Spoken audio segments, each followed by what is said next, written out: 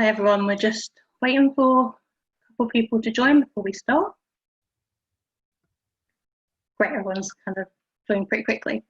So we're concluding the last session of the day with Eric Smith from Diversigen. Do you want to say a quick hi, Eric?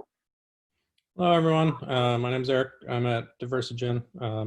There's an intro in the video, so I'll leave that to that. Yes, so as I think you've probably heard from earlier on in the day, please feel free to ask as many questions as you want. Eric's here to answer the questions, type them through during the session, but also he'll answer a few at the end of his talk.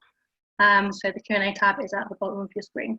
So yeah, and please vote on the ones that you think are the most interesting, and we'll bring those up to the top. So let's get started. Hello, everyone. Thank you for tuning in to listen to my talk today. Thank you to the organizers for the invitation. My name is Eric Smith. I'm a bioinformatician at Diversigen. We are a microbiome sequencing and analysis services company. And I'm going to tell you today about some work I've been doing to develop a database for annotating CAZyme content of metagenomic shotgun sequencing data. And before I get too far into the weeds on the specifics of the project, I wanted to first acknowledge that this is part of an ongoing collaboration we have with a company called Prescient Metabiomics. And we are, Prescient does research into colorectal cancer, and so us and them have been in collaboration to look for microbiome biomarkers of either colorectal cancer status, either having cancer or not, or risk for colorectal cancer. And they've really been the driving force behind this project and have funded all of the work we've done. And I'll get a little bit more into why they're interested in this in a few slides. But first, I wanted to give some background just about what CAZymes are, why they might be important, and then we'll get into more details about the specific work I've been doing to develop our database. So CAZymes are carbohydrate active enzymes. So this quote I have up here is from CAZy.org. So they're enzymes that degrade, modify, or create glycosidic bonds. So it's really any enzyme that's involved in any aspect of carbohydrate anabolism, catabolism, or modification of carbohydrates. And they're broken down into 5 or so classes. There are some smaller classes that I don't have listed here that are only 1 or 2 family members in the class. But the 5 classes are, as you can see here, glycoside hydrolases. They're involved in hydrolysis and rearrangement of glycosidic bonds. And then I've shown here there's 167 families within the larger class of glycoside hydrolases. And then within families, there are oftentimes subfamilies that are annotated as well. The next class is glycosyltransferases. So they form glycosidic bonds. There's 110 families in that class. Polysaccharide lyases, you can see here again, non-hydrolytic cleavage of glycosidic bonds. There's 40 families there. Carbohydrate esterases are hydrolysis of carbohydrate esters. There's 17 families in that class. And then there's this class called auxiliary activities, and these are redox enzymes that act in conjunction with CAZymes, and there are 16 families within that class. And in addition to these 5 major classes, there's another class that CAZy has annotated called carbohydrate binding modules. So these aren't in and of themselves CAZymes, but they're often found, proteins that are CAZymes are often found with these carbohydrate binding modules attached to them. And they are involved in adhesion to carbohydrates, and you can see here they're non-catalytic. So there are 86 families within the carbohydrate binding modules class, and they just sort of help CAZymes perform their functions. So why are CAZymes important? So given the broad definition, and the fact that they're involved in all aspects of carbohydrate biochemistry, you can see there's pretty broad applicability for why CAZymes might be important. So there are many plant pathogens that carry a pretty diverse repertoire of CAZymes that very well match the carbohydrate makeup of the plants that they attack. So here's a study looking at white rot fungus, and they showed that carbohydrate active enzymes are very important for this fungus exerting its effects on plants.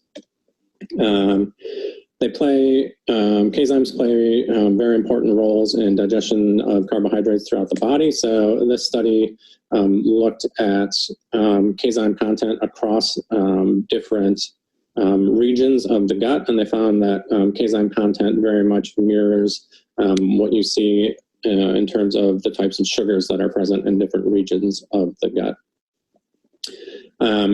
As I alluded to earlier when I was talking about prescient, CAZymes may impact the structure of the digestive tract mucosal lining, and this has implications for disease, so that mucosal lining is really the first line of defense against things getting out of the digestive tract and really causing damage to the body. So this study here looked at the effect of dietary fiber on the gut microbiota and how that impacts the mucus barrier. And they showed that when dietary fiber is decreased, the gut microbiota shifts such that the mucosal lining of the colon gets degraded and by CAZymes, and then that increases susceptibility to pathogens. And then one last note here is that CAZymes are important for processing of biomass for biofuel production. So here's a study looking at CAZyme cassettes in organisms that degrade biomass and might be involved in biofuel production. So I'm going to get into a little bit of specifics about sort of generally how CAZymes have been annotated in the past, and then our approach to annotating them. So CAZymes, there's a website called CAZy.org that has examples of each of the different classes and families within the class of CAZymes. And each family is based on at least one enzyme that has been biochemically characterized. And oftentimes it's many more than just one in each family that's been biochemically characterized. And then from there, additional enzymes are included in a family based primarily on sequence similarity, but again, as I said, also maybe by biochemical characterization. And so this sequence similarity is determined with hidden Markov models. And CAZy.org has characterized a number of different genomes from different kingdoms, but importantly for our purposes, CAZy has characterized the CAZyme content of over 16,000 publicly available bacterial genomes. And so we wanted to leverage this information to develop our own database that we could map shotgun sequencing reads to and get an idea of the CAZyme profile of samples based on this metagenomic sequencing data. So to start, we have a strain database that we map to for strain identification of samples that includes roughly 20,000 bacterial genomes. And we have annotated each of those genomes for gene content. So we have a separate genes database that includes, you see here, a little over 74 million different genes. And so I took that database and ran all of those genes against the CAZyme HMM profiles that I was able to download from a website called dbcan, which contains a lot of the same information that CAZy.org has, but also has the HMM profiles that you can download and map proteins to. So of our 74 million or so genes that we started off with, a little over 5 million of them had at least one significant hit against CAZyme HMM. And you see here 2.2 or so million had significant hits against multiple CAZyme HMMs. And a lot of these were hitting different subfamilies within the same family. So there's a family called GH13, for instance, and in that family there's a number of different subfamilies. And so with a lot of these multiple hits, what we're seeing is something will hit GH13 subfamily 2 and GH13 subfamily 6, for instance. So when we map these genes against CAZyme HMMs, we get e-value scores for each of the hits, and that just is sort of a confidence measure of like how confident we are that a given gene actually is this CAZyme. And so I went through and created 40 separate databases using blanket p-value cutoffs from 1e to the negative 10 to 1e to the negative 50. So these are getting more and more stringent threshold cutoffs. And I only included genes that hit CAZymes with e-values that were below that cutoff threshold. And then I took simulated reads from genomes with known CAZyme content that I was able to get from CAZy.org, mapped them to each of these databases, and then looked, tabulated false positives and false negatives at each of these e-value scores. So here's what that looked like. So there's a lot going on here. I'll explain it to you. So on the left side, I've got all of the false positives. And on the right side, I've got all of the false negatives. And then each row is a different CAZyme class here. You see GT, GH, PL, CE, AA, CBMs. And then the x-axis is the inverse of the e-value on a log scale. So as we move from left to right, we're getting more and more stringent in our e-value cutoffs and including fewer and fewer genes in the database. And then on the y-axis is just the total number of false positives or false negatives from simulated reads from 10 different genomes here. So as you can see, the different CAZyme classes have slightly different profiles. So like GT here, as we get more and more stringent, our false positive rate really starts to decrease, and our false negative rate, so these are genes that we should have said are CAZymes and we didn't call them as CAZymes, doesn't seem to increase a whole lot. There's this PL family here where once we get below 1e to the negative, 20 or so, we don't have any false positives, and our false negative rate stays pretty consistent across all these e-values. And then our CBMs, we have a very different profile than a lot of the other ones.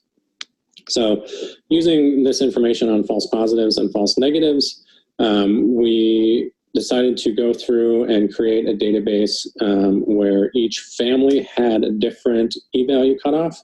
And that was based on minimizing both false positives and false negatives. So we wanted to maximize the number of genes we call correctly, but also minimize the number of genes we call incorrectly.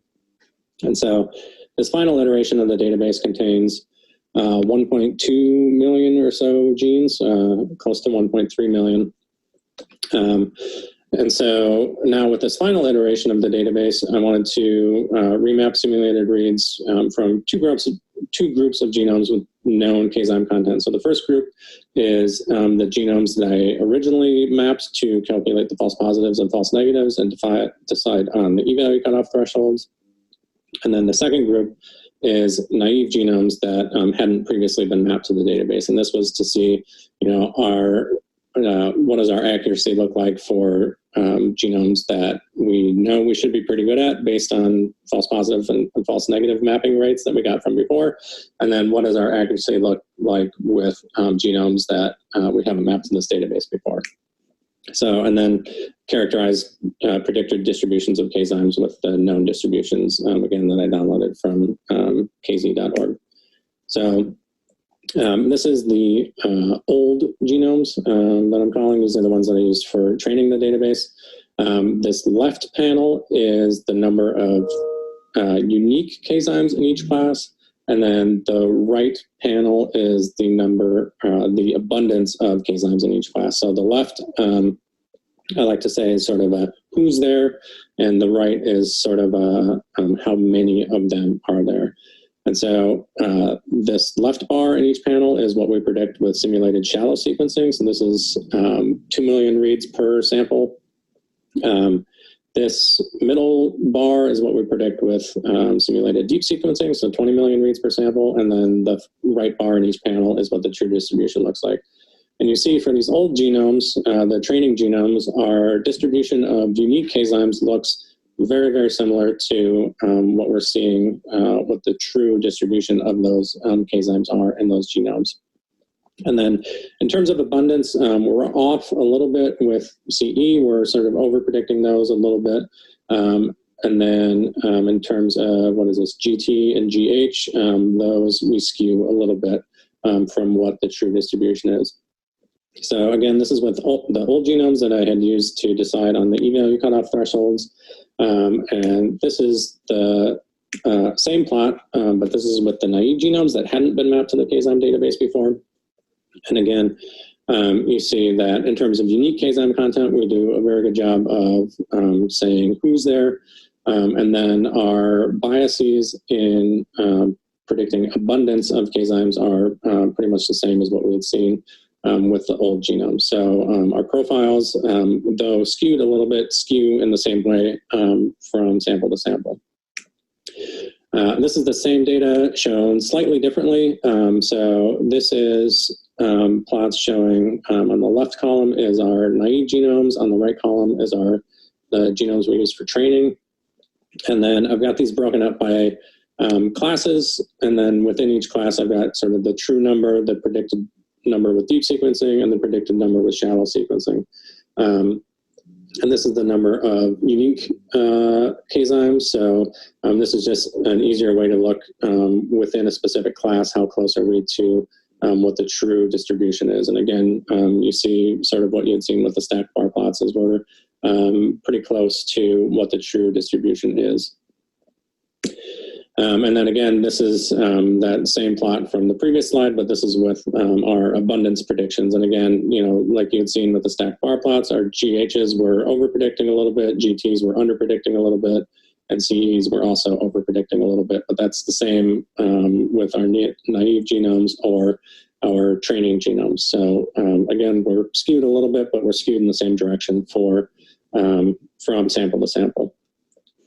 And then the last thing I wanted to do was get a look at how sensitive we are, our database can be at predicting CAZyme content.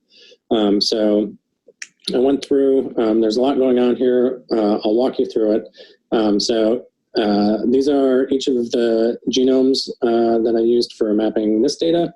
And so for each of these genomes, I simulated reads at 10,000, 20,000, 30,000, all the way up to 100,000 reads for each genome. And the 10,000 reads represents about 0.5% of what we get from our standard shallow sequencing pipeline. And then, so the x-axis is number of reads, and then the y-axis is either unique CAZymes in the left column or relative abundance of CAZymes in the right column, and it's the true number of unique CAZymes or true abundance of CAZymes minus what we predict at each of these different read sequencing depths. And the general takeaway is, with the exception of sort of GH and GT, this one genome here, we don't see much change in how far our predictions are from the true distribution, regardless of if we're at 0.5% of our shallow sequencing sample or if we're at 5% of our shallow sequencing sample. So you don't see the lines bouncing around a whole lot here. So I think we are pretty confident that even with genomes that are as low in abundance as like 0.5% of a sample, we do a pretty good job of predicting who's there and how many of them are there. So in summary, as I mentioned at the beginning, CAZymes are carbohydrate active enzymes, and they're involved in all aspects of carbohydrate biochemistry. So they're very important across a very wide range of applications. They play roles in plant pathogenesis, biofuel generation, human health and disease. Pretty much anything where carbohydrates might be important, CAZymes might also be important. And so we've developed this pipeline that allows us to characterize CAZyme content of samples from metagenomic shotgun sequencing. And this currently is in the process of being implemented into our pipeline by our software engineering team. But within the next week or two, we should be able to start mapping true samples to it. And our vision for this is the outputs are going to be very similar to our OTU tables. So it's going to be a table where each column is a sample, and then each row is a different CAZyme family. And then the values in the table are going to be the abundance of that CAZyme in that particular sample. And one of the visions we have for the future is that we would like to cross-reference reads that map to our CAZyme database with the OTUs that they map to from our strain database, and eventually get on a per sample basis which CAZymes are being contributed by which bacterial species. So that's something we have in the works. So be on the lookout for that as well. And with that, I think we have time for some questions. And if there's anything that I don't get to in the Q&A session, please feel free to email me. My address is there. And thank you for your time.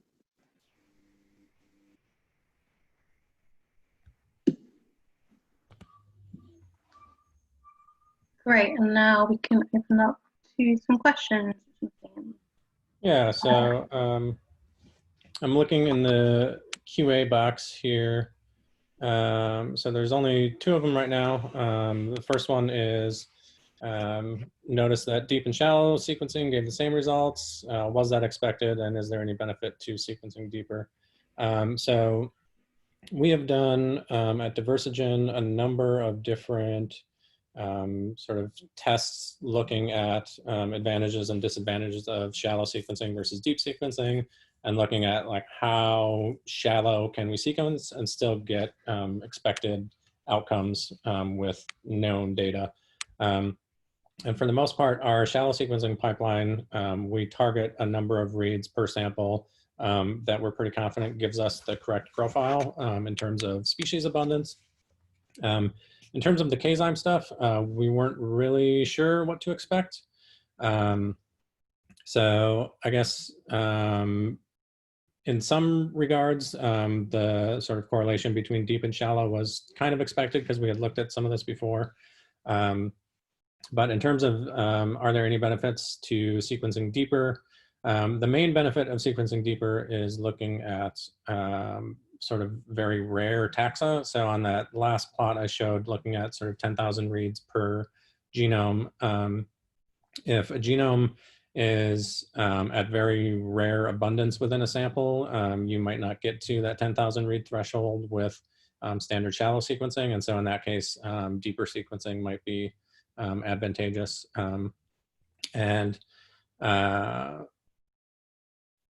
Yeah, so if you're interested in sort of CAZymes that are contributed by sort of rare taxa members that might be dropping in and dropping out, that's one of the advantages of deeper sequencing. So there's another question here looking, are there any databases that associate CAZyme abundance with specific disease states? I'm not sure of any databases specifically that have sort of this CAZyme is associated with this specific disease, but I know there are a lot of studies that have looked at that or are currently looking at that. There's a website called CAZypedia, and that is sort of a conglomeration of a number of different academic labs that are doing pretty extensive research into CAZymes, and there's a lot of good information there about the type of research they're doing and sort of what they're finding with CAZymes. I think a lot of that is characterizing specific CAZymes, but there's definitely some work looking at associating CAZymes, CAZyme abundance with specific disease states. Along the same lines, there's another question about next steps with Prescient and how are they planning on using this CAZyme mapping. So as I said during the talk, they're very interested in colorectal cancer screening, both for presence of colorectal cancer or predicting future risk of colorectal cancer. And so I don't have super specifics on what they're planning on doing, but I think the gist of it is getting samples from people with and without colorectal cancer and seeing, looking for correlations between cancer status and CAZyme abundance. Let's see, there's one other one here looking, so sort of the last point is cross-referencing CAZyme mapping with OTU mapping. So I guess the specific question is, do you think, what kinds of research questions do you think you could answer with this approach versus just species abundance? So I think importantly, CAZymes, so within a family, so like we'll use GH13 because I used that during the presentation. So within a family, even though 2 genes can be annotated as GH13, if they're coming from different strains, they can have slightly different functions. And so getting at which strain is contributing a specific CAZyme can be important in determining sort of the effect that that CAZyme is having. And then the other thing is, for instance, if GH13 is associated with a specific disease state you're looking at, and you know that that GH13 is associated with a certain bacterial species, and then you have other data showing that, like, say, dietary fiber, for instance, affects the abundance of that species, you can start looking at interventions to adjust the abundance of that species, which then adjust the abundance of that CAZyme and can be used for potential treatment therapeutics and that sort of thing. Great. Yeah, quite a few questions, which is good. So thank you, Eric, for coming online today and delivering your presentation. That concludes the content for today on the human side. And now we'll open the networking. So if you haven't already, make sure that you go onto the attendee directory and schedule some meetings. I hope you've had a chance to, but please let us know if you have any issues with that. And I hope you enjoy the rest of the evening networking, and we'll see you again tomorrow. Thank you. Bye. Hi, everyone.